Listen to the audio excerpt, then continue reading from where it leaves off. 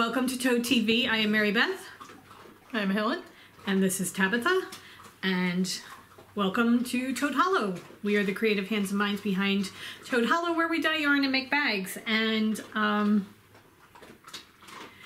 welcome to our corner of the world. We gave the dogs crunchy treats today. Yes, we did.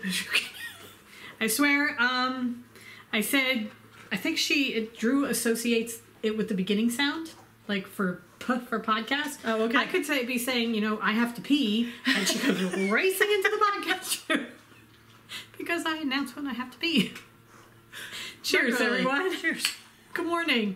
I'm having Mango Madness from Sipology in my Lion Cup. And I'm having Red Zinger. I already had a cup of Raspberry Zinger. You're just zinging it up. This is delicious.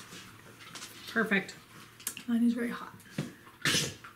So on the garden front, we picked up dirt yesterday, and Trevor has now planted all the plants that we have gotten, and they're looking so... Yeah, it really looks nice to have a little bit of color.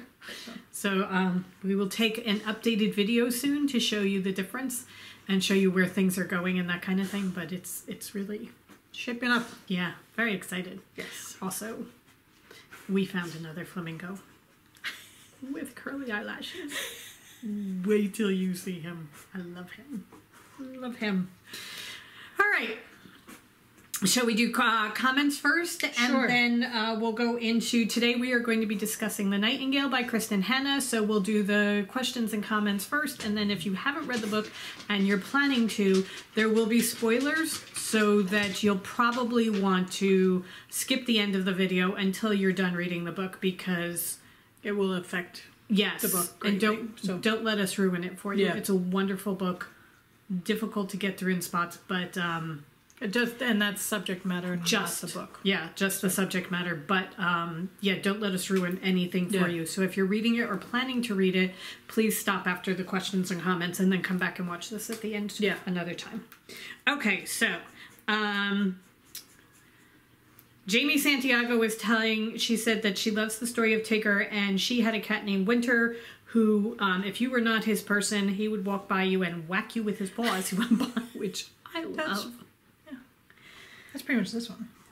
Tabitha is the one that I found in the Michaelmas Daisy patch, being drowned by the sprinkler because we had no idea she was there. She was about 7 days old at the time, and I was the one that got up with her every 2 hours and fed her, and when she got a little bit older, she would sit on the railing right outside my room and hiss and spit and wouldn't let me out of the room. And she would just... And then I could, hang her upside down by her tail, and she'd just, I love you. She is getting much, much better. Yes. I have noticed that within the last couple of months, she is mellowing quite a bit. And not quite so skittish, because she's the most skittish cat. She really is. You would think that she had been abused. Yeah. I've had her since she's 7 days old. I know what kind of life this cat has had, and it has been a nice... There's absolutely no reason to be so skittish. Nice life.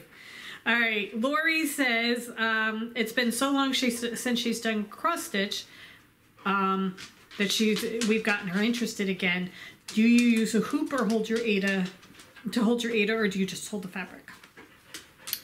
We both hold our fabric. We both started by using hoops, and then we went over to Q-snaps, and then Helen did it first, as usual. She started stitching in hand, and I followed suit, and it is much, much easier for us. Yeah. Definitely a personal choice, because I know a lot of people who use the hoops or the Q-snaps. If you want the most precise, perfect X's, the hoop is the way to go, but if you're okay with not perfect and a speedier, then the in-hand works best for me. And I really have gotten to the point where much prefer it. Yeah. So yeah. Michelle says, it is evil to tempt her with the mystery yarn. Do we have a hashtag in Instagram for the Triwizard tournament? And by the way, thank you guys so much for purchasing the mystery yarn. Quite a few of you did. Yeah. So we are now going through the old book and picking out which colors we're going to do for you. Kind of excited. Yeah. It's gonna be interesting. I was thinking about one this morning I need to talk to you about bringing back, but I think it'll only be a mini skein set. Okay. So, all right. Anyway, so do we have a hashtag in Instagram for the Triwizarding Tournament, and how do you choose a house? It's TH Triwizard 20, which I will put on the screen. And you choose a house by either self-choosing a house, or you can go to Pottermore.com and have them sort you into a house. But that's how you do it. Yeah. So the houses refer to the 4 houses of Hogwarts. For those of you that are not up on Harry Potter, it's Gryffindor, Ravenclaw, Hufflepuff, or Slytherin. And you can either pick which one you want to be a part of, or, as Helen said. If that means nothing to you, then you don't have to be in a house to be part of the Triwizard Tournament. You definitely do not. I mean, if you're a Harry Potter fan, you know what it means. If not, and you're just doing the Triwizard Tournament, it's not key to being part of the tournament. So it's not like you're getting extra points or anything for telling us which house you're in. It's just, it was a fun thing for us to look at. Okay. Allie Green had a comment. She's very excited she won the stitch markers. And she had a comment about decreasing for the hat that quite a few people had also. So that I think this is the way I'm going to go. Yeah. And basically, when you start the first row of decrease, you are on the first row of the pattern, and wherever you have a cable, you actually knit those 2 stitches together. So for the first round, you will knit 3, knit 2 together, knit 3, knit 2 together, and go around. And then rows 2 through 8 follow rows 2 through 8 of the pattern. So row 2 is one just stitch less because you've decreased the pattern. Right. And always make sure that the decrease is one of the knit stitches, not one of the cable stitches, which once you try and do it, makes perfect sense. Yeah. So quite a few people did that. They said once you figured out that the knit 2 together were actually the cable stitch, everything was golden. Yeah. So, April Davis, the Tangled Cat, says she loves her quilting pieces. We're making her start thinking about sewing. She doesn't have a sewing machine. Any recommendations on a basic machine for a total newbie? Okay, my recommendation is to go to either a quilting store or Joann's, because Joann's has sewing machines as part of one of the things they sell. So if you have a Joann's near you, I would go to them to begin with, or if you don't, a quilting store, and talk to the ladies there about what is the best machine for a new beginner. Right. It has been quite a while since we were new beginners. There's so many new machines out. I would say, I mean, ideally, probably just a Singer or a Janome, just on price. Your quilting stores are going to have Berninas and that kind of thing, and there will be a beginning Bernina machine, but it is going to put you back A lot. So you can get a Singer machine for $200 and it'd be a good machine. You can even get ones that are lower. They have some that are lower, but those are meant more for kids, and they're not. I would stick to the $200 range only because under that they're very plastic. They jump all over the place, and it could get very frustrating for somebody who's new because all the parts are plastic. It's very light. And when you're thinking of a little girl stitching doll clothes, that's not the end of the world. But if you're trying to do actual stuff, then you're going to want something that's a little sturdier. Especially if you're going to try and quilt. Yeah. Because if you're quilting and you're sewing through 3 layers of materials, you're going to want something that's very true. I did not think about that. So yeah, a Singer has, very often they'll have a very basic machine that is a straight stitch and a zigzag stitch, and that's basically it. Right. Which is really all you need to begin with. The machines that we have right now are more industrial machines. They just have a basic straight stitch. We don't even get a zigzag on this one. Yeah, we do straight and back, and that's it. Yep. However, that's what we want. What we do, that's what we need. And, I mean, these machines are wonderful. They're all metal, so they're heavy machines. And the speed on them is incredible. That's another thing with the Singer. The Singers all come with the speed control. We can control ours with the foot pedal, but we're comfortable enough that we know how to do that. Right. Whereas a Singer, you can actually say, I'm very slow and I want the turtle speed. Yeah. So the beginner Singers... in and around the 150, 200 range is a good way to go. And again, stopping in at Joann's, they will help you out. Especially a lot of the bigger Joann's, the bigger actual stores, have a sewing machine store right in the center of the store. And then you really get some good help because also they're there to sell the machines. They can they do classes, so that you could do a class there using their machine to make sure it's something that you really want to do. Right. And quilting stores do that too, where they have, a lot of them have beginning sewing classes where you use their machines, so that you can try it out before you outlay the money and then decide whether this is something that you actually want to do. Yeah. Because I cannot tell you how many rabbit holes we have fallen down saying, oh, this is the project of the day. This is what I want to do. We spend a lot of money doing it, and then it sits there. Yeah. Chances are pretty good we will use the materials sooner or later. It may not be for the original project we bought it for, but we will use it in one way or another because that's the type of people we are. We call ourselves the Crafty Toads because we're crafty. Right. We do things, and very often we take materials from one thing and use it in something completely different. But taking sewing classes at a store is a great way to... Yeah. Because a sewing machine is not an inexpensive thing that you're purchasing. Just make sure that they provide the machine because some of the sewing classes say you need to bring your own machine. Okay. Good thought. Good thought. Okay. Janet Morgan said, Helen, have you done any more with your fancy forest quilt blocks? As soon as I saw yours, I ordered the pattern. I have 4 foxes done and will continue with it shortly. That's really my goal in life, is to start things, have you guys buy them and finish them for me. No, I have not. Is this the Elizabeth Hartman? Yeah. I will get back to it because I adore the quilt.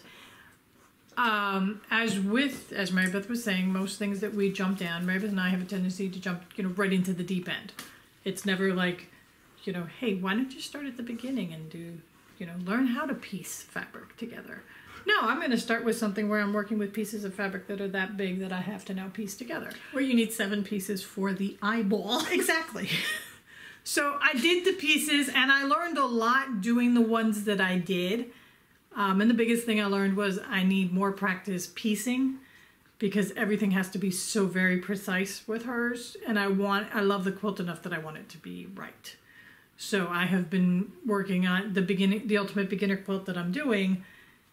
Is I'm slightly beyond that, but what it is letting me perfect the piecing. Okay. So yeah, that's very good. All right. But thank you for bringing that up. I love that you guys are going back and watching all the old videos. Allura Always and Forever Pekingese Rescue says, how do you decide which colorways to keep when retire? Is it based on demand or what? Mostly demand. Okay, so some of them come and go. Like our fall ones, the Haunted Hayride. Seasonal, yeah. We do have some that are seasonal. We do have some that the Lost Words kind of faded into the background until spring came around again because it's perfect for spring. Right. So that there are some that kind of do that. There are some that kind of die off and people aren't interested in them, and we've kept the notes on how to do them, so we may bring them back. There are some that were club colors that have not made it back yet, but we've always said we've got to keep that in mind. Right. Like Toad Hall. We got to bring back Toad Hall. Mm-hmm. I loved Toad Hall. So things like that. And then there are some that I just really hate dyeing. And we kind of phase them out. And I'm not going to tell you which ones because I don't want to dye them anymore. So, however, if there's something that everybody loves, whether we like dyeing it or not. Oh, yeah. We are business people, so if it sells, it stays. Everything comes down to we are running a business. Right. So that if it sells, it stays. If it sells, it stays. However, if there's something that you've seen that has faded off into the background that you want, just let us know. Right. And we can always see whether we kept the notes or not. Anne-Marie Shimazado says she was excited to see Long Beach Island was featured on the Today Show yesterday morning. And we didn't tell her that, or tell you guys that there are 35 different ice cream shops here. She thinks it would be a perfect location for Toad Hollow crafting and eating retreat. I didn't realize there were 35. I would have said there were more. Really? I would have said there were 35 in Beach Haven. Really? Oh, Buttercup and Wesley just flew by. Oh, here they come. Wait. Buttercup and Wesley Part 2. Sorry, 4 ducks just flew by. Cool. Buttercup, I didn't feed them this Wesley. Peanut? No. Well, whatever. We'll come up with it. But I can, probably without even thinking about it, name 10 that are in Beach Haven. Really? I know there's the show place and Uncle Luigi's. There's Uncle Luigi's. There's the new place at Thundering Surf. There are at least Ben and Jerry's. 3 in Bay Village. Okay. There's the one that's around the corner from the show place. There's the Woohoo. There's Barry's. Yeah, you're right. So. Yeah. Okay. Anyway, I worked at the show place. I was a scooper. I was not a singer. For those of you that didn't see the Today Show, we have the Surflight Theater here in Beach Haven. It's where some actors, like Richard Kind, we saw him in his original show, it started. It's a regional theater, and they used to do a different Broadway show every week. And they would bring, what it was they would bring a cast in for the summer. They had a house. They had the cast house where the cast and crew stayed, and it was the same cast all summer long, different show each week, and they would recast each week. And if you wanted to be a Broadway actor, this was a way to just throw yourself in, because you practiced one show during the day and you performed another show at night. Right. Beaches is based on the Surflight. Yeah. With Bette Midler. We loved going. We did. We have been going to the Surflight for eons, and we would wait. We would know what the entire season was, so we know what shows were coming, and we would wait to see who got cast in each. And there were times where we strongly disagreed. Yes. Until we saw the show, they always got it right. They did. They really did. But there were times where we really questioned it. And however, the show place is the ice cream parlor that is connected to it. So they have not the cast from the Surflight, because they were always busy, but they have also people who are interested in show business. They are the waiters, and they sing to you as they serve your ice cream. And they would do so much fun. All different kinds of show tunes, and they have it where everything stops and they sing, and I mean, it's fantastic. And I was behind the scenes scooping ice cream in the summer. And as far as a retreat, yes, it would be a lovely place for a retreat. But the problem is when it's a really good time for a retreat, which is like the off season, most of the places are closed. So that because to do it during the summer, it would be very, very expensive. Yes, finding places to stay that everybody could afford. It's where just, we could it would put be everybody expensive. in one place. Yeah, no. Okay. Somebody asked a question, I thought I had saved it, about showing the back of our fabrics as far as cross-stitching. And I wanted to show the back of... I did answer that question, and I said a lady never shows the back of her cross-stitch. Right, Beth has got it. Well, as we all know, I'm not a lady. So. This is the back of my cotton, my lady cotton. And I am showing it to you because I am exceptionally proud of it. However, there's a reason it's so neat. It's because I'm doing blocks at a time. So I outlined the front, and then I am just going through and filling in all the stitches, just going back and forth, back and forth, back and forth, just filling them in so that it's all contained and nice and neat. I also have... You have 3 colors. Right. I also have my spring on this piece of fabric that I had done. This is a tiny little spring thing that I did. And here is the back of that. And that is not as neat. However, it's still relatively clean. The person who asked said that hers is always a mess. And it depends on, how many colors you're working with, how many stitches, whether you get together. Blocks of one particular color, so that you're just working all on one thread and that kind of thing. My Heaven and Earth design that I'm working on, I will never show the back of that. It's a hideous mess, but it's, you have one stitch here, and then you don't use that color again until you're 100 stitches down the road. So you have to. It's a lot of confetti stitching, Right. So it just all depends. Nobody ever sees your back. Right. As long as the thread is secure and your X's aren't going to come out, that's really all that matters. Yeah. So that, as Helen says, it's going to be either in the back of a pillow, In a or frame. or on sticky board, or whatever. However you're planning to finish it, nobody's going to see it. Because, even if you were putting it, like, on the back where the back might actually be seen, then I would suggest that you put stabilizer back there anyway, just to stabilize your stitching. So nobody would see it anyway. Okay, so stabilizer, is that like interfacing? Yeah. Okay. Yeah. It's just a material that you can heat bond to the back of the fabric so that the stitches don't move. Yeah. So. All right. Shall we move on to the Nightingale? Sure. Okay. So we are going to be talking about The Nightingale by Kristen Hanna. We both read this book. It is about World War II in France, occupied France. If you haven't read it, again, I would stress, and you have any desire to read it, read it and then come back. Right. Okay. It's about two sisters in We France. both liked this book very, very, very much. And it affected us in both the same way. In the way that it destroyed us. Yes. So, the subject matter is terrible. It's World War II, and she does not glorify it, romanticize it in any way. I will say that she did not spend a ton of time in the concentration camps like some have. She did.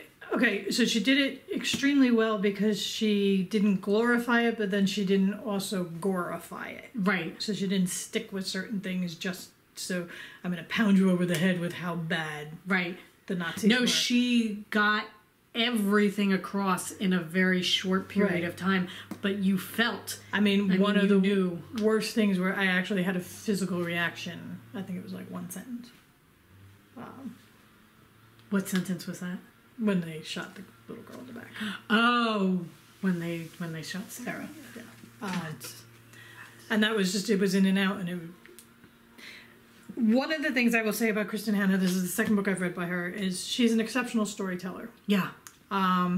Because you're going along, and with this and The Great Alone, the subject matters are not fabulous. The characters are not. To begin with, you don't. Like that. And it's just like,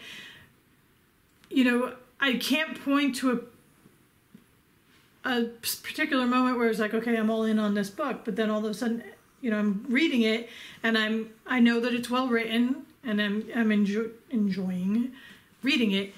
But characters were annoying me and that kind of thing, and then all of a sudden it's just like, okay, now I'm just so sucked in on this book and invested in these characters. Right. And I'm with you, because in both the books, I did not particularly like the characters to begin with. I didn't dislike them overly, but I didn't really care. There's some that you were meant to dislike, but I didn't really care one way or another. And then all of a sudden you're about, I don't even know when, where all of a sudden you really are invested in these characters. And with Vianne and Isabel, she does it so well because you like Isabel to begin with. She's a free spirit and that kind of thing. And Vianne's just kind of, weak and just like, really shut up.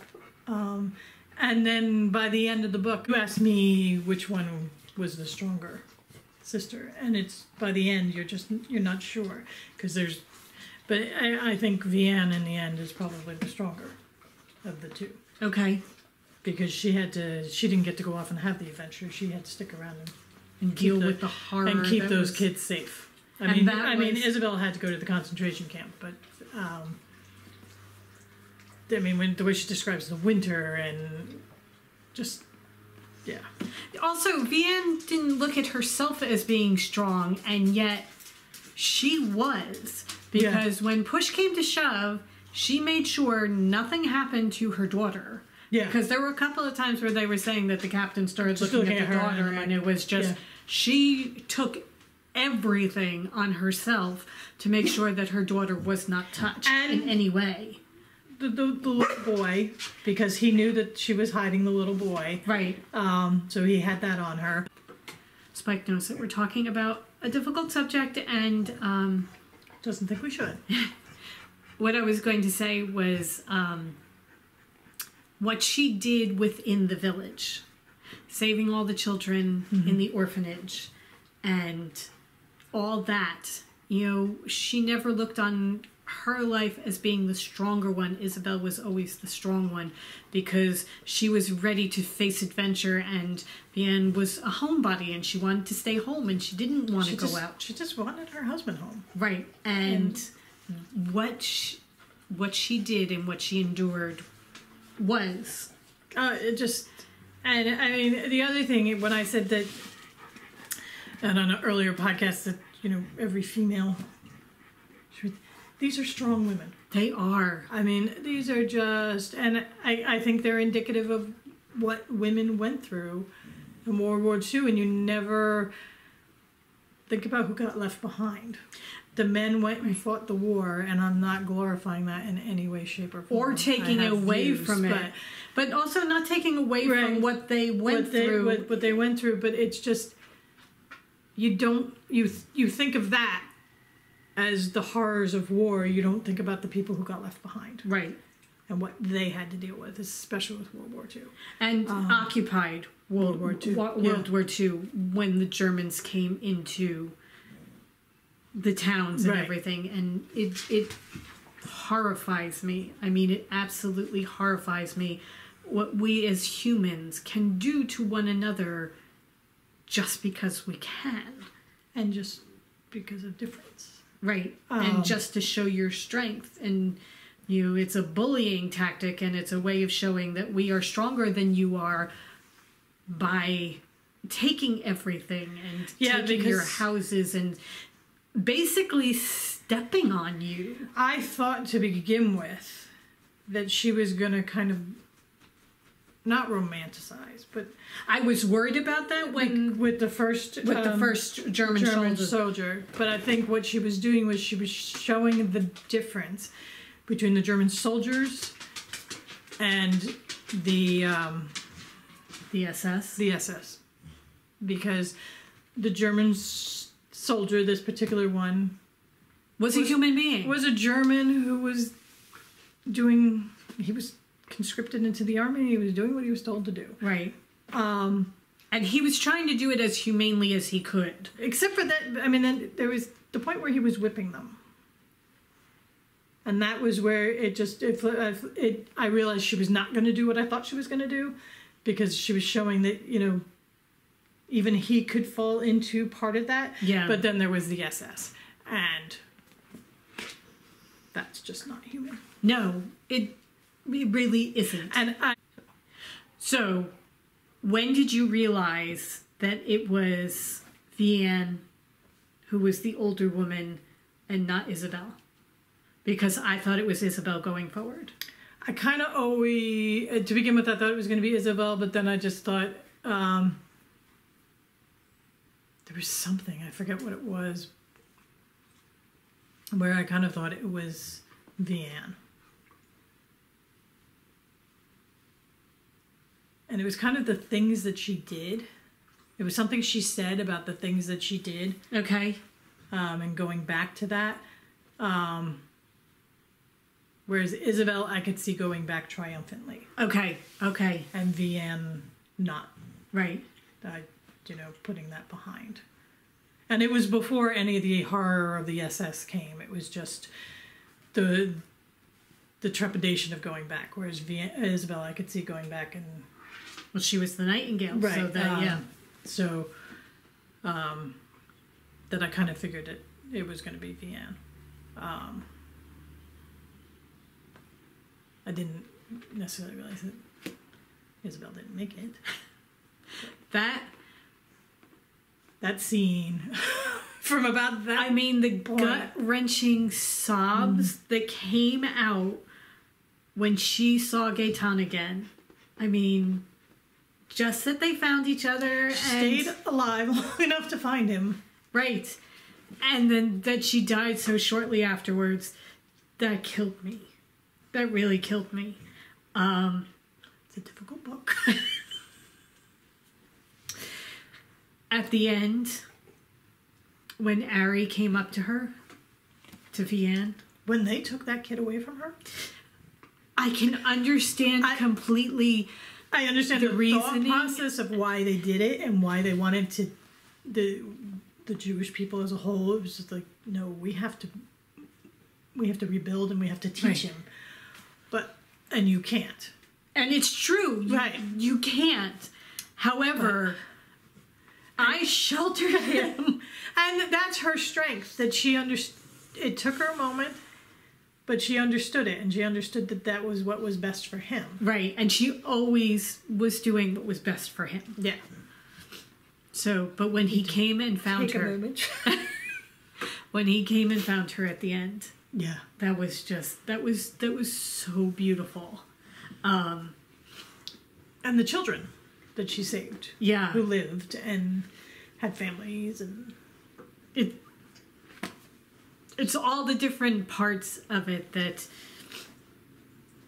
it just made it such a good book. Yeah. Really, really good book. Obviously, I still can't talk about it. Okay, there's her father. Their father. Yeah. Who disappeared on them. He left because he fought in World War One. Well, he never actually physically left. He just mentally checked out. Well, no, he went and lived in Paris. Well, he sent them away once their mother died. Right. He came back changed from the Right, war. but then once their mother died, he couldn't handle them, so he moved to Paris and left them in the country. But towards the end, he sacrificed himself. also, the fact that he was part of the resistance. Yeah. I did really love the fact that he was fighting the Second World War in his own way, the only way he could. Right. But that he was fighting then, too. And one of the things I will always remember about this book is when she realized what he was doing, that he was saying that he was a nightingale, and she tried to say, no, I'm the nightingale, and they just looked at her, you can't be the nightingale, you're a girl. I know. It's kind of like that coffee cup that says, "Oh, you're underestimating me." This is going to be fun."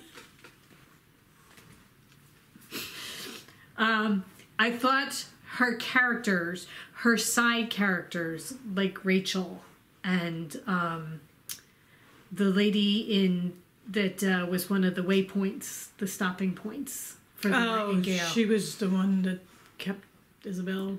They kept each other going in the concentration camp. Concentration camps. But these side characters that weren't huge, but still made such an impact on you.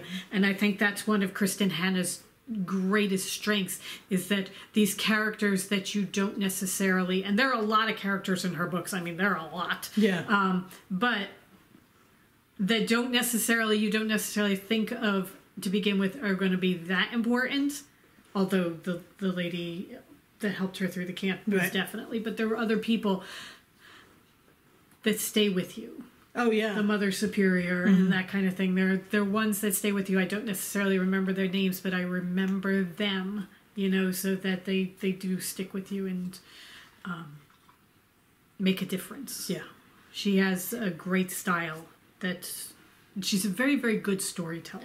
Very good. And, I mean, one of the things I thought was, if we ever found ourselves in a situation similar to that, would you give up?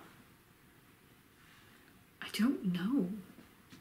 I mean, would you just give up in the concentration camp? Would you find...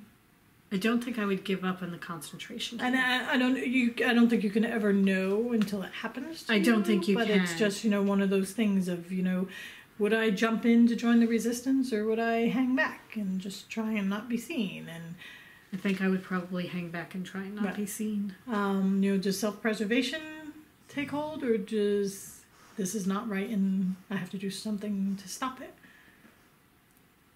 And again, you never know until it happens. Right. It's one of those questions that you get out of it. I don't know so much as self-preservation as I don't think I would be the one that jumps into the forefront to do something, but hopefully I would be doing something behind Right. the scenes type of thing. Right. I would hope. I don't know.